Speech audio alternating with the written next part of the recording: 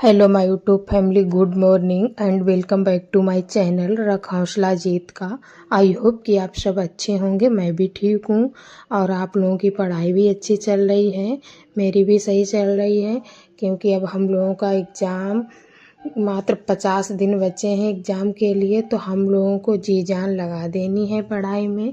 यहाँ पर देखिए सुबह के 5 बज चुके थे और मैं यहाँ पर उठ कर के अपनी पढ़ाई करने के लिए बैठ गई थी, क्योंकि जिस दिन हम रात में ज़्यादा देर तक पढ़ते हैं उस दिन सुबह को जल्दी नहीं उठ पाते हैं।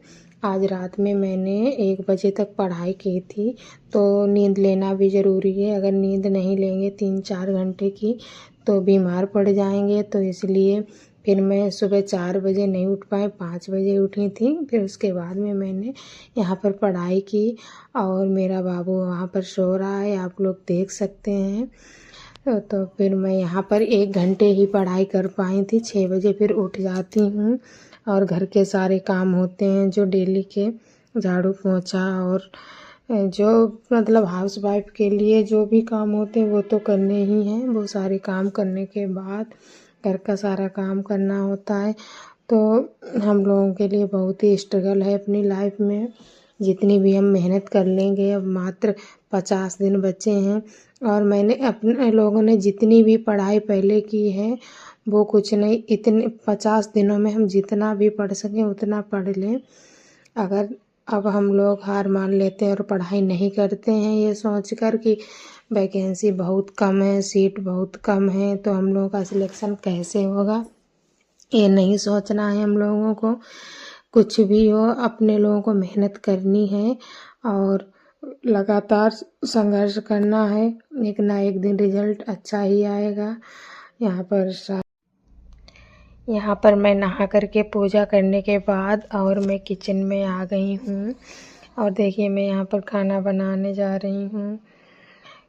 एक हाउसवाइफ की लाइफ में बहुत ही स्ट्रगल होता है, ये तो हाउसवाइफ ही समझती होंगी।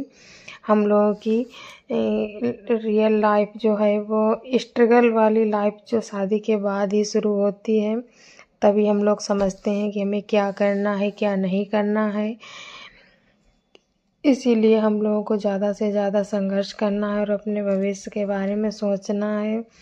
एक हाउसवाइफ बहुत ही ज़्यादा मेहनत करती है और उसके बाद में देखिए यहाँ पर पढ़ाई भी करती हैं, बच्चों को देखना, घर वालों को खुश रखना, इतनी सारी जिम्मेदारियों के बाद अगर आप पढ़ाई करते हैं और सक्सेस होते हैं तो बहुत ही बहुत ही अच्छी बात है। सब लोग खुश रहेंगे कि हाँ देखो ये इतना सारा काम करने के बाद ये सब कर दिखाया। और आप कितनी भी मेहनत करें, कुछ भी करें, अगर आप सक्सेस नहीं हुए तो आप लोगों की मेहनत किसी को नहीं दिखेगी। और जब आप सक्सेस हो जाते हैं तभी सभी लोग आपकी तारीफ़ करते हैं, तब सब कहेंगे हाँ इतनी मेहनत की थी उसने, इतनी मेहनत की थी। तो जितनी मेहनत हो सके सभी लोग करिए। मैं भी मेहनत तो करती हूँ, भगवान ने चाहा तो सब अच्छा ही। बहुत से लोग कमेंट करते हैं कि दीदी आप कैसे पढ़ाई करती हैं और आपको नींद नहीं आती है, बच्चों के साथ आप कैसे ये सब मैनेज करती हैं। तो भाई हम लोग सोचते हैं तो सोचते ही रहते हैं कि हमें क्या करना है, कैसे करना है।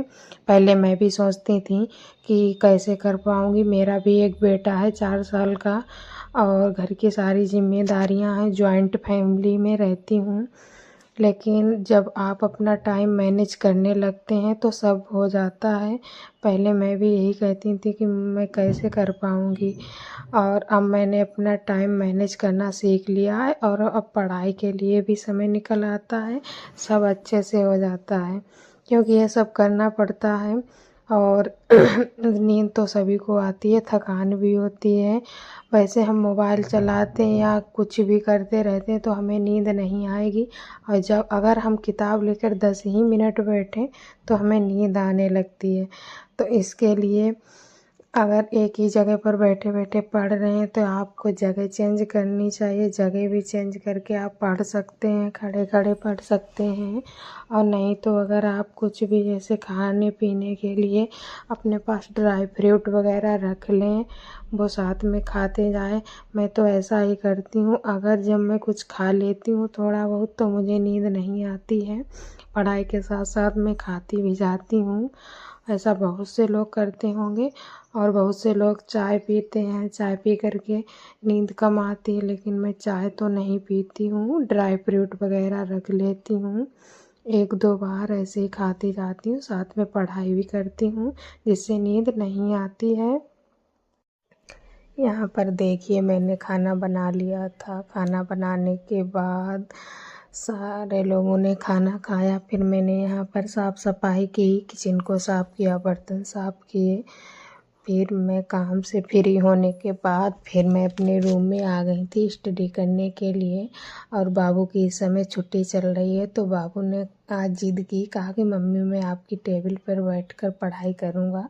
तो देखिए यहाँ पर मेरी टेबल पे बैठ के पढ़ाई कर रहा है और पास में मैं भी बैठ गई थी उसके साथ पढ़ाई करने के लिए। बट बच्चों के साथ में पढ़ाई नहीं हो पाती है, बहुत ही डिस्टर्ब कर रहा था मुझे। तो मैंने कहा कि बाहर जाओ खेल कर आओ, बट नहीं गया। मैंने भी सोचा कि टाइम बहुत ज़्यादा हो गया है, कहाँ धूप में बाहर जाएगा। तो मैंने फिर उसे यहाँ पर सुला दिया था। मैंने कहा कि बाबू सो जाओ।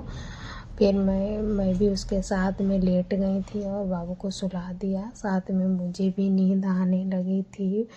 फिर मैंने सोचा कि नहीं, सोना नहीं है, क्योंकि बाबू सो गया है। अब मुझे टाइम मिल गया है पढ़ाई करने के लिए, कुछ देर और पढ़ाई कर ली जाए। यहाँ पर देखिए बाबू सो रहा है। फिर मैं उठ कर के बैठ गई थी और मैंने प्रीवियस ईयर के क्वेश्चंस पढ़े थे। टेक्सटाइल में 2-3 चैप्टर मैंने क्लियर कर लिए थे प्रीवियस ईयर की बुक से, कि किस तरह के क्वेश्चन आते हैं। वहाँ पर मैंने क्वेश्चन कंप्लीट किए। उसके बाद फिर मैंने यहाँ पर 2 घंटे पढ़ाई कर ली थी। तो बहुत से लोग कहते हैं कि बच्चों के साथ में कैसे पढ़ाई करें, तो आप लोग देख सकते हैं कि बहुत ही मुश्किल होता है बच्चों के साथ पढ़ाई करने में। अगर बच्चे किसी भी काम के लिए ज़िद कर जाते हैं तो बहुत ही ज़्यादा ज़िद करते हैं और आपको पढ़ाई नहीं करने देते हैं, फिर आपको उनकी ज़िद पूरी करनी ही पड़ती है। तो यहाँ पर आज के लिए फ्रेंड्स इतना ही। मिलते हैं नेक्स्ट ब्लॉग में, तब तक के लिए बाय बाय सभी को।